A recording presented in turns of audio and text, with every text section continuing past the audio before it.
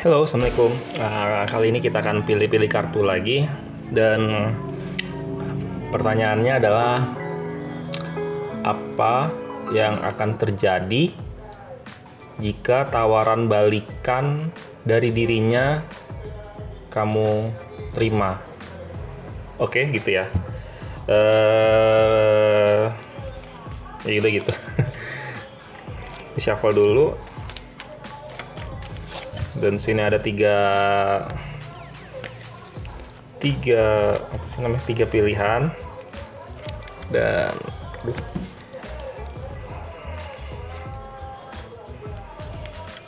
Dan silakan kamu pilih mana yang menurut kamu cocok menurut intuisi kamu. Dan kali ini aku kasih kesempatan untuk kamu memikirkan pilihan kamu 5 detik. 5, 4, 3, 2, 1. Dan aku akan membacakan dari yang nomor 3 dulu ya. Apa yang akan terjadi atau apa saja sih nanti kalau misalkan kamu menerima tawaran balikan dari si mantan. Oke, jika kamu menerima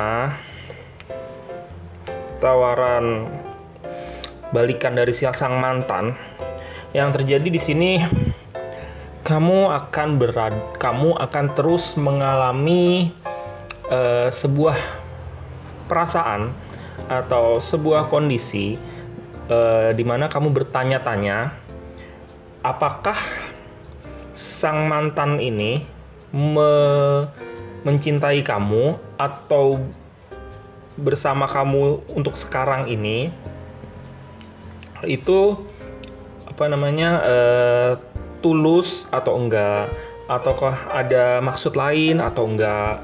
Jadi pada awal-awal yang akan kamu jalani, kamu akan selalu bertanya-tanya dan mempertimbangkan ini sebenarnya masih layak nggak sih. Jadi walaupun setelah kamu udah ambil itu tawarannya, kesempatan untuk balikan lagi sama sang mantan, tapi dalam benak kamu terus-terusan berada dalam kondisi pemikiran seperti itu, dimana kayak tadi, ini mantan aku nih, atau yang pacar aku yang sekarang ini sudah benar-benar tulus, benar-benar serius, atau masih ada apakah ada modus yang lain gitu loh. Jadi dari kamunya sendiri tuh kamu kayak nimbang-nimbang, ini beneran nggak sih gitu loh. Lalu di kemudian harinya, beberapa saat kemudian, kamu mulai dapatkan sebuah keadaan di mana perjalanan atau kisah cinta kalian ini lebih terang, lebih bahagia, lebih positif. Karena di sini ada kartu The Sun.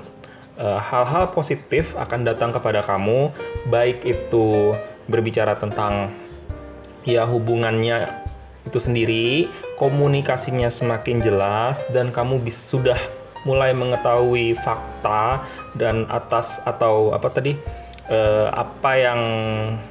yang sebenarnya terjadi. Tadi kan kamu punya pertanyaan tuh sebelumnya di awal-awal gitu loh. Jadinya itu sudah mulai terang benderang. Ini gimana si mantan ini menjalani hubungan ini, maksudnya gimana, dan sudah mulai terang, sudah mulai jelas. Lalu di sini ada kartu The Death. Kartu Death di sini merupakan sebuah proses di mana ada dua kemungkinan. Bisa jadi perjalanan cinta kamu ini makin serius, diseriusin sama si temen kamu ini, atau justru ini malah menjadi sebuah fase kamu dan dia berakhir. Jadi ada dua kondisi yang tetap masih bisa dikatakan ya abu-abu ya, nggak jelas banget, karena ini kan kita berbicara tentang kemungkinan apa di masa depan yang mungkin terjadi antara kamu dan dia.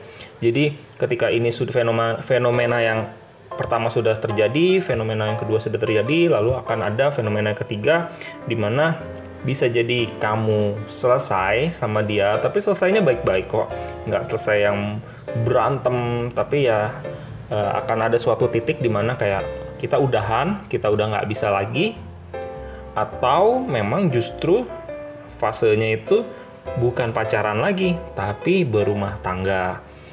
Jadi yang tadinya mungkin masih pisah rumah, berarti sekarang kan kalau udah berumah tangga berarti udah satu rumah, atau sudah diribetin sama urusan mertua, keluarga, dan lain-lain. Artinya udah fase baru lagi yang justru lebih serius, lebih berkomitmen. Oke, gitu yang untuk kamu yang memilih nomor 3. Sekarang aku akan membahas untuk kamu yang memilih nomor 1.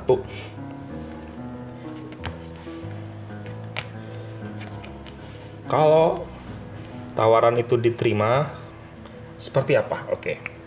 Di sini aku ngelihat lumayan positif, karena bisa jadi dari kamu sendiri yang lebih banyak memberikan support secara finansial ke dia, atau mungkin dia yang memberikan support finansial ke kamu. Jadi ada fase yang sifatnya finansial, tapi aku nggak tahu apakah ini dari kamu ataukah dari dia, karena kita nggak ngeliat ini kartu siapa gitu ya. Tapi ini kan kita melihat hubungannya nanti gimana. Nanti di sini kartu pertamanya sih jelas bahwa akan ada ya salah satu kamu ataupun saling, ya bisa jadi saling berbagi, saling menyayangi dalam bentuk memanjakan mungkin, atau setidaknya yang kamunya tadinya berada dalam kondisi lumayan kekurangan, lalu dengan balikan sama si mantan ini jadi lebih stabil kondisi keuangan kamu lebih tercukupi. Nah, kalau misalkan finansial kamu lebih dicukupi sama si orang yang jadian lagi ini, biasanya kan kondisi mental kamu, kondisi emosional kamu juga lebih tenang, lebih aman, ngerasa disupport, ngerasa ya nyaman, damai, hangat gitu loh. Jadi ada orang ataupun kondisi di mana kamu tidak merasa kesepian atau kekurangan, tapi kamu dapat support, dapat supply finansial di sini. Lalu kemudian hal positifnya juga kamu sama dia merasa seperti kayak hubungan ini diberkati. Jadi kamu dan dia itu jadi juga semakin optimis bahwa kayaknya semesta mendukung kita nih untuk bisa langgeng, ataupun kok kamu merasa kecocokannya lebih cocok dibandingkan yang dulu gitu, bisa jadi. Atau bisa jadi kayak banyak banget berkat-berkat yang datang, baik itu rezeki, baik itu kebaikan-kebaikan dari orang sekitar gitu loh. Jadi kamu ngerasa terberkati, dan ketika kamu mungkin punya luka batin yang belum sembuh, ketika kamu menjalani hubungan ini lagi, kayaknya bisa jadi lebih baik lagi, bisa lebih sehat lagi, lebih tertata lagi gitu. Lebih ada harapan di mana kamu tidak sendirian, bahwa kamu ini masih punya harapan untuk hidup yang lebih baik, karena jiwa optimisme kamu ini terbangun dari hubungan ini. Jadi kamu semakin yakin, semakin pede, semakin sehat secara mental. Jadi untuk melangkah majunya juga kamu nggak punya keraguan lagi gitu loh, karena kamu punya keyakinan dan kemantapan dalam melangkah. Lalu untuk fase berikutnya adalah dari hubungan ini kamu akan mendapatkan banyak banget kayak semacam hikmah-hikmah, ataupun ya semacam experience yang sebelumnya belum kamu dapatkan, tapi kamu dapatkan dengan hubungan yang ini. Jadi kayak kamu mempelajari oh ternyata hubungan yang lebih sehat ataupun yang sehat itu seperti ini. Kalau ya ini sebenarnya yang namanya experience itu nggak selalu positif juga ya, tapi mungkin kamu mampu memandang segala sesuatu yang tadinya negatif, tapi kamu pandang sebagai bentuk pembelajaran di mana hal tersebut bisa kamu gunakan ataupun setidaknya bisa kamu jadikan ini ya, hal-hal yang membuat kamu semakin maju, tumbuh, dan berkembang. Bahkan dengan experience yang kamu rasakan ataupun yang kamu dapatkan, mungkin kamu bisa juga nantinya akan menjadi seseorang yang berbagi ilmu, berbagi inspirasi, dan memberikan banyak omongan ke YouTube mungkin atau ke podcast mungkin. Jadi kamu akan punya karya seni di sana. Gitu ya untuk yang memilih nomor 1.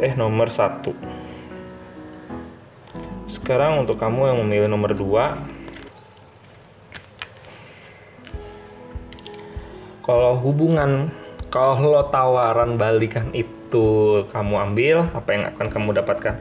Oke, di sini aku ngelihat adanya semacam sesuatu yang membuat kamu jadi tidak bergerak bebas.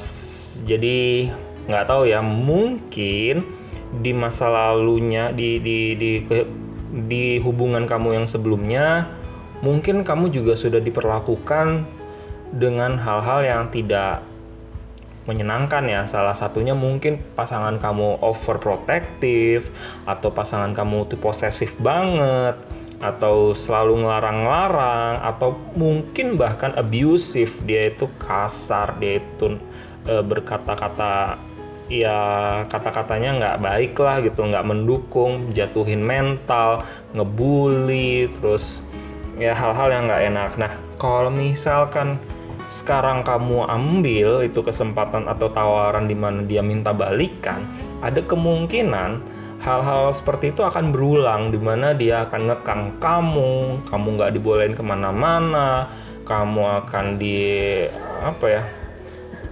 dijadikan objek ataupun kayak peliharaan yang nggak boleh pergi kemana-mana gitu loh. Dan di fase berikutnya kamu jadi kayak terus-terusan bimbang dan capek untuk mengelola hubungan ini. Kamu terus-terusan untuk dipaksa untuk menerima keadaan yang sebenarnya kamu nggak suka. Kamu jadi bersusah payah, kamu jadi bekerja keras untuk terus-terusan membuat gimana caranya hubungan ini balance, di mana hubungan ini sebenarnya adalah sebuah kerjasama yang benar. Tapi kayaknya pasangan kamu sendiri kadang-kadang kayak ya tadi, kamunya dianggapnya jadi kayak peliharaan dan gak boleh kemana-mana, dan kadang-kadang juga kamu tuh diremehin, kamu tuh jadi dibiarin aja gitu loh. Justru kamu yang kayak membuat hubungan ini terus bertahan gitu loh. Lalu walaupun ada kalau misalkan ini dibilang ada hal positifnya, ada hal positifnya adalah dengan keadaan yang kayak gini kamu bisa jadi nih mendapatkan sebuah pembelajaran di mana nanti sisi feminim kamu itu jadi lebih lebih bangkit.